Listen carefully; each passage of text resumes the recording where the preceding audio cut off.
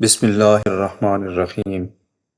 نکاح ایک ایسا عمل ہے جس کے ذریعے مرد اور عورت یک جان اور یک قالب ہو جاتے ہیں اور دونوں ایک دوسرے کے لیے حلال ہو جاتے ہیں۔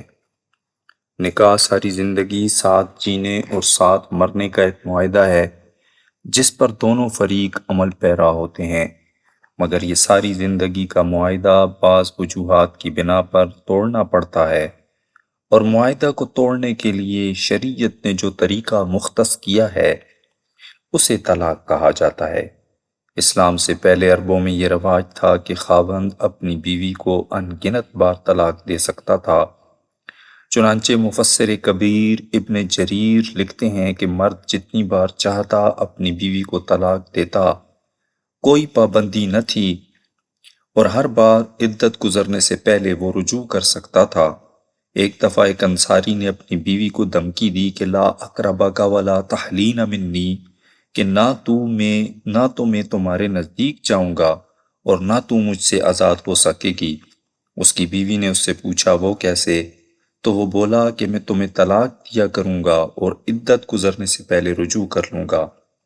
وہ اپنے تاریک مستقبل کا تصور کر کے لرز گئی، شکایت لے کر بارگاہ رسالت مآب صلی اللہ علیہ وسلم میں حاضر ہوئی اور اپنی مظلومیت کی داستان عرض کی۔ پروردگار عالم نے قرآن پاک میں وحی نازل فرمائی کہ الطلاق مرتان فامساک بمعروف او تسریح باحسان، طلاق دو بار ہے، پھر یا تو روک لینا ہے بھلائی کے ساتھ یا چھوڑ دینا ہے احسان کے ساتھ۔ یعنی خاوند کے حق میں طلاق کو 3 بار تک محدود کر دیا۔ ایک بار طلاق دینے کے بعد اسی طرح دوسری بار طلاق دینے کے بعد وہ اپنی بیوی سے رجوع کر سکتا ہے، اور اگر اس نے تیسری بار طلاق دی تو اب اس کا تعلق اس عورت سے بالکل منقطع ہو جائے گا، اب اسے رجوع کرنے کا اختیار نہیں ہے۔ طلاق دینے کا قاعدہ: اگر قطع تعلق کے بغیر کوئی چارہ کار نہ رہے تو مرد اپنی بیوی کو جب کہ وہ حیض سے فارغ ہو صحبت کرنے سے پہلے ایک طلاق دے، پھر دوسرے ماہ جب وہ حیض سے پاک ہو تو صحبت سے پہلے دوسری طلاق دے، ابھی تک وہ رجوع کر سکتا ہے۔ پھر تیسرے ماہ جب عورت حیض سے پاک ہو تو صحبت سے پہلے تیسری طلاق دے۔ اب نکاح کا تعلق ہمیشہ کے لیے ٹوٹ گیا۔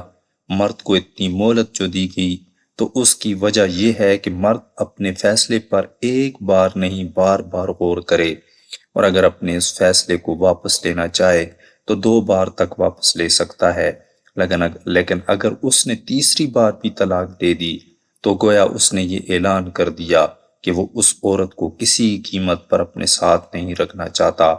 اس کے بعد اسے یہ حق نہیں کہ پھر رجوع کرتا پھرے۔ اگر مرد اپنی بیوی کو صریح طلاق کے لفظ کے ساتھ طلاق دے گا، یعنی کہے گا میں نے تجھے طلاق دی، تو ایک طلاق رجعی ہوگی جس میں اس کے پاس بغیر نکاح کے رجوع کا اختیار ہوگا۔ لیکن طلاق اگر کنایہ الفاظ کے ساتھ دی جائے یا زبان سے کہا جائے کہ میں نے طلاق بائن دی، تو اب نکاح ٹوٹ جائے گا اور نکاح جدید کے ساتھ ہی رجوع ہو سکے گا۔ یہ تو وہ طلاق ہے جس میں مرد اپنی عورت کو ہوش و حواس میں اپنی مرضی سے طلاق دیتا ہے تو عورت اس سے جدا ہو جاتی ہے۔ لیکن اگر طلاق دینے کے لیے شوہر کو مجبور کیا گیا اور دھمکی دی گئی کہ اگر تم نے طلاق نہ دی تو جان سے مار دیا جائے گا یا بہت ماریں گے، اور شوہر کو غالب گمان ہے کہ طلاق نہ دینے کی صورت میں دھمکی دینے والا ایسا کر گزرے گا، تو اس سے بچنے کی صورت یہ ہے کہ وہ زبان سے طلاق کا لفظ نہ بولے اور نہ ہی دل میں ارادہ کرے، مگر طلاق نامہ لکھ دے تو ہوش و حواس میں ہونے کے باوجود طلاق واقع نہیں ہوگی۔